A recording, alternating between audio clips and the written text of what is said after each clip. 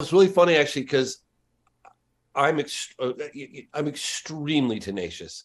They say that there's only like three things in life that you really need. I had this like famous film editor one time. He'd won uh, awards, Oscars. Um, um, Walter Murch. He worked on English Patient, Apocalypse Now. He was a neighbor of mine, lived up the street, and he Wow. said, James, think of life as sitting on a three-legged stool on the bow of a ship in rough seas. One leg represents tenacity, one leg represents talent, and one leg represents luck.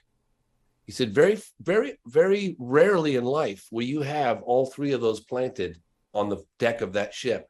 You're usually relying on just one, right? So whether it's tenacity or luck or talent, and every now and again in life, all three of those. And I thought, wow. So if I lack the talent, I can, if I'm tenacious enough, you know what I mean? Sure. Yeah, you fill the Sometimes you can gap. learn things.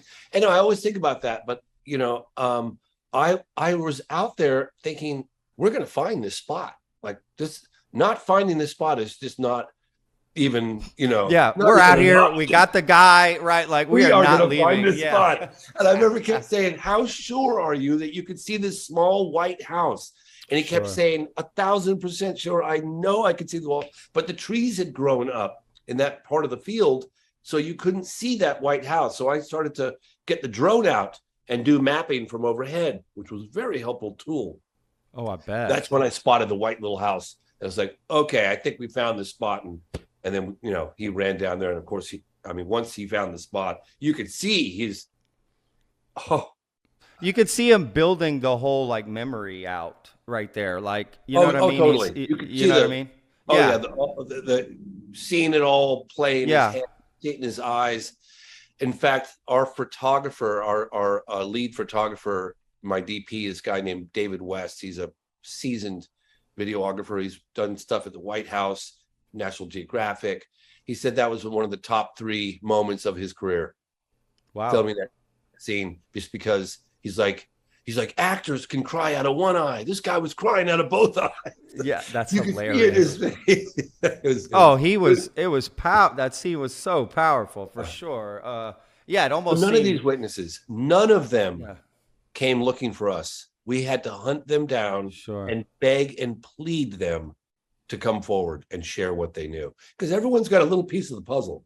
Very few people Have know the the whole whole story. picture, Yeah, right? You have that's a to good put them point. all together. That's a good point. Crazy. And then we find out that the Americans are involved. Yeah, that bit about the Air Force plane, right?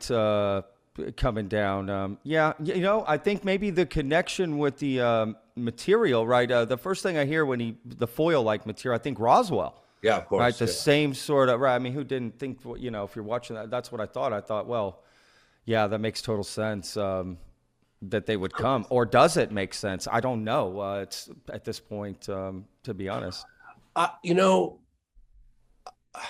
every person I met with, both the civilian and the military, I wanted to know, like, where did this stuff go?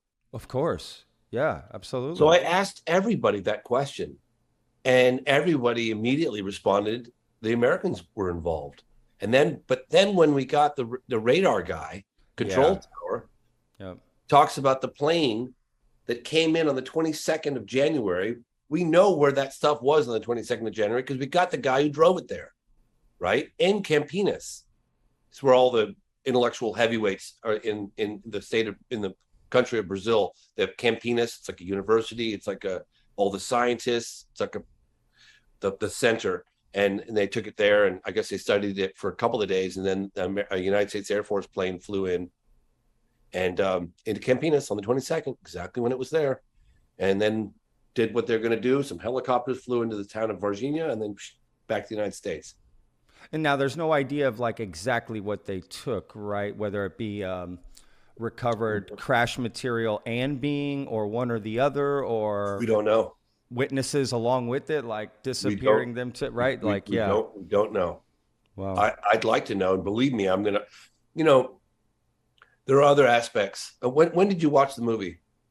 Last night. Okay, so do you remember the end? Yeah. Oh, yeah. like what we wrote at the end.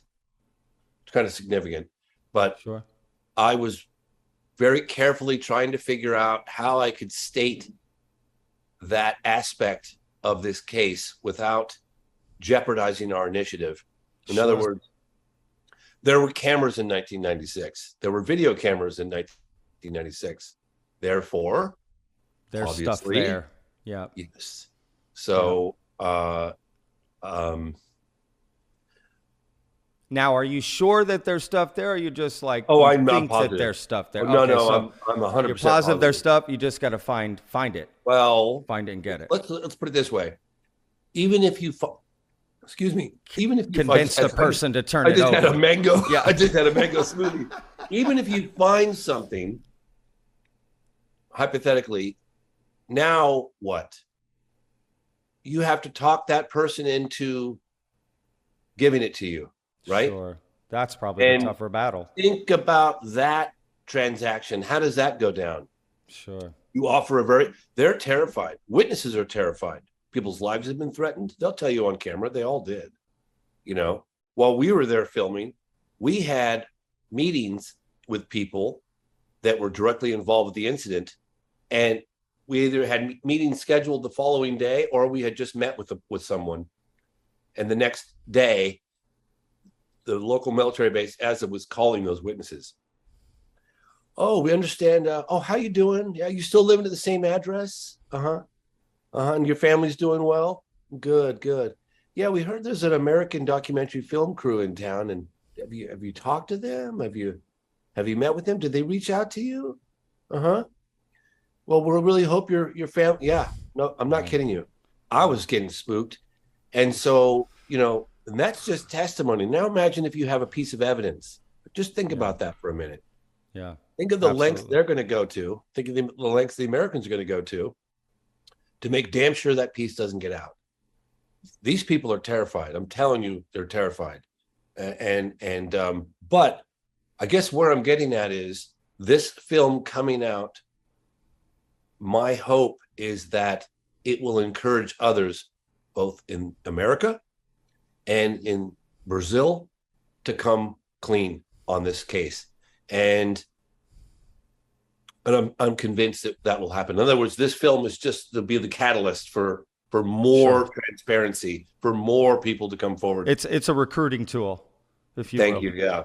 And Uh, open it up. I mean, and so I'm very excited about it. I mean, did I want to hang on and wait till to release the film till we had that definitive piece of evidence? Sure, I kind of did, but then I thought it's not about me or my film. It's about the case. Getting the case out there, as far as I'm concerned, is far more important. And I think the case that we make in a court of law would probably sway any jury that this case happened. I mean, if you were trying to replace that with another scenario, right, that was most people believed it, you're right. There's enough evidence to say this happened.